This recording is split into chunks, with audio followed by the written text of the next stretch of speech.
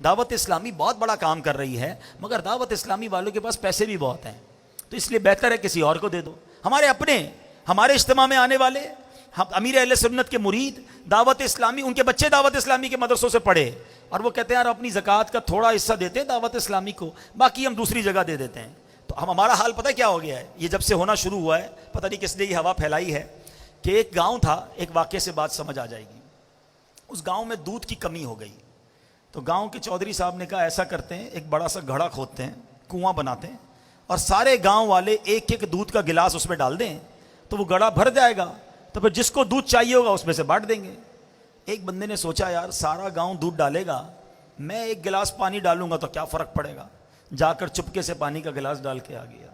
صبح ہوئی اور جب اس گھڑے میں دیکھا تو پورا گھڑا ہی پانی سے بھرا ہوا تھا۔ بات آئی سمجھ میں؟ ہر بندے نے کیا سوچا، میرے پانی کے گلاس سے کیا ہوگا؟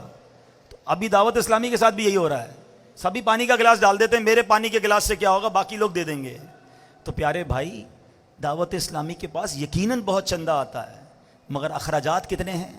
اس وقت دعوت اسلامی کے صرف پاکستان میں 44,000 سے زیادہ اجیر ہیں، امپلائیز ہیں، 105 کروڑ روپے صرف ماہانہ سیلری ہے، 1 ارب 5 کروڑ ہر مہینے تنخواہ دینی ہوتی ہے ہمیں۔ تو ہمیں چندہ یقیناً آتا ہے، ہمیں تنخواہ دینے میں مشکل ہے، ہمیں تنخواہ بہت سارے لوگوں کی نہیں دی ہے۔ اب اتنی بات سے سمجھ جاؤ، یہ پانی کا گلاس ڈالنا چھوڑ دو اور مہربانی کر کے اپنی دعوت اسلامی کے لیے پورا بھرا ہوا دودھ کا جگ ڈالو۔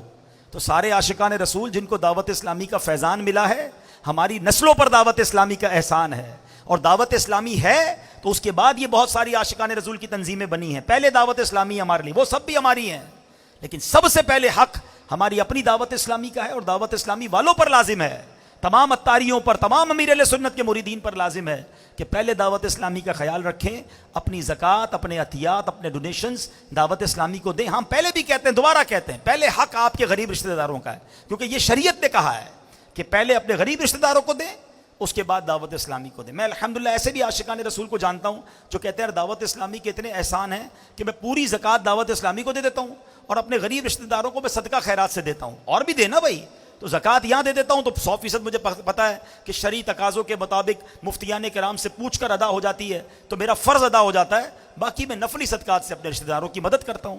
تو اس بار انشاءاللہ نیت کریں، دعوت اسلامی کو بھرپور عطیات دیں گے بھی اور جمع بھی کریں گے انشاءاللہ۔